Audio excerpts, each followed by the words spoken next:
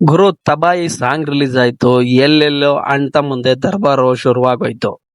ಗುರು ಕನ್ನಡ ಇಂಡಸ್ಟ್ರಿಲಿ ಕೆಲವ್ರು ಹೇಳ್ತಾರೆ ಈ ಸಾಂಗ್ ಬೇಕಿತ್ತ, ಈ ಸಿನಿಮಾ ಬೇಕಿತ್ತ, ಮೂರು ಬುಟ್ಟವನಿದ್ದಂಗಿದ್ದಾನೆ, ಈ ತರ ಕನ್ನಡ ಸಂಸ್ಕೃತಿನ ಹಾಳ್ ಮಾಡ್ತಾ ಇದ್ದಾನೆ ಯಶು, ಈ ತರ ವಲ್ಸ್ ಸಿನಿಮಾನ ಯಾಕೆ ಮಾಡ್ದ ಅಂತ.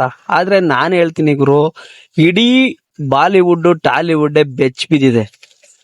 KGF ನ ಮಾಡಿ ಇಡೀ ಬಾಕ್ಸ್ ಆಫೀಸ್ ಧೂಳೆಬ್ಸಿದ ಯಶು ಈಗ ಒಂದು ಲೇಡಿ ನಿರ್ದೇಶಕಿಯ ಜೊತೆ ಇಡೀ ಹಾಲಿವುಡ್ ಹಂಗಾಮನೆ ಧೂಳೆಬ್ಬಿಸ್ತಾ ಇದಾರೆ.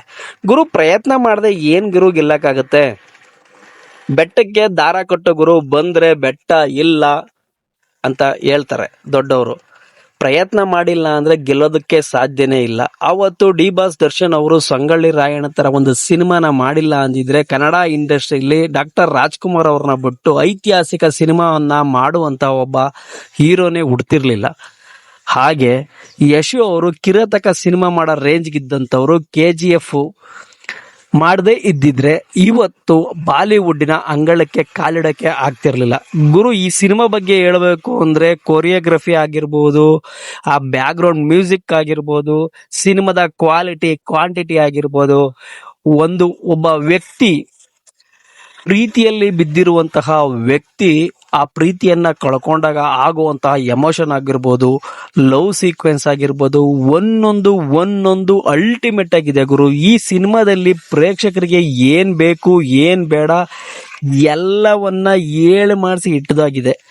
ನಾನು ಹೇಳೋವಂಥದ್ದು ಇಲ್ಲಿ ಕಳ್ಕೊಳ್ಳೋ ಅಂಥದ್ದು ಏನೂ ಇಲ್ಲ. ನಿರ್ದೇಶಕಿಗೆ ಈಗಾಗಲೇ 4-5 ಪ್ರಶಸ್ತಿಗಳು, ಅವಾರ್ಡ್ಗಳ ಮೇಲೆ ಅವಾರ್ಡ್ಗಳು ಬಂದಿದ್ದಾವೆ. ಇನ್ನ ಕಿರಾತಕ, ನಮ್ಮ ಸೂಪರ್ ಸ್ಟಾರ್ ಯಶ್ ಅವರು ಕಿರಾತಕ ಸಿನಿಮಾಯಿಂದ ಕೋಟಿ ಸಂಪಾದನೆಯನ್ನ ಮಾಡಿ ಡೆಡ್ ಅಮೌಂಟ್ ನ ಬಿಸಾಕೋ ರೇಂಜ್ಗೆ ಬೆಳೆದಿದ್ದಾರೆ. ಈ ಸಿನಿಮಾಗೆ ಪ್ರೊಡ್ಯೂಸರ್ ಸಹ ಆಗಿದ್ದಾರೆ. ಹೋದ್ರೆ ಒಂದ್ ಸಿನಿಮಾ ಗುರು, ಏನ್ ಗುರು ಕಳ್ಕೊಳ್ಳೋದಕ್ಕೆ ಏನಿದೆ?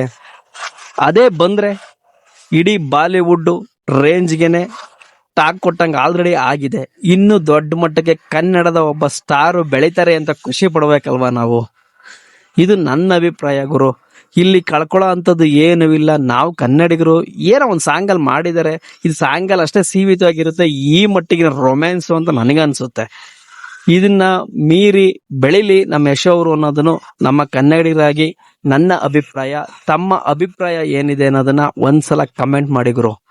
ನಿಜವಾಗ್ಲೂ ಅಲ್ಟಿಮೇಟ್ ಆಗಿದೆ, ಹೇಳಂಗಿಲ್ಲ. ಅಷ್ಟೊಂದು ಕ್ರೂರತ್ವ ಇದೆ, ಅಷ್ಟೊಂದು ಎಮೋಷನಲ್ ಇದೆ, ಅಷ್ಟೊಂದು ರೊಮ್ಯಾನ್ಸ್ ಇದೆ, ಅಷ್ಟೊಂದು ಫೈಟ್ ಸೀನ್ಗಳಿದಾವೆ, ಅಷ್ಟೊಂದು ಕ್ವಾಲಿಟಿ ಅಂತೂ ಅತ್ಯುತ್ತಮವಾಗಿ ಮೂಡ್ ಬಂದಿದೆ. ಇದಕ್ಕಿಂತ ಒಬ್ಬ ಕನ್ನಡದ ಸ್ಟಾರು ಇನ್ನೂ ಯಾವ ಮಟ್ಟಕ್ಕೆ ಬೆಳಿಬೇಕು ನನಗಂತೂ ಗೊತ್ತಿಲ್ಲ. ನಿಜವಾಗ್ಲೂ ಇದು ಕನ್ನಡದ ಹೆಮ್ಮೆ ಅಂತ ಹೇಳೋದಕ್ಕೆ ಇಷ್ಟ ಆಗುತ್ತೆ ಅನ್ನೋದು ನನ್ನ ಅಭಿಪ್ರಾಯ. ಇದೇ ರೀತಿ ವಿಡಿಯೋಗಳಿಗಾಗಿ ನನ್ನ ಚಾನಲ್ನ ಸಬ್ಸ್ಕ್ರೈಬ್ ಆಗೋದಕ್ಕೆ ಮರಿಬೇಡಿ.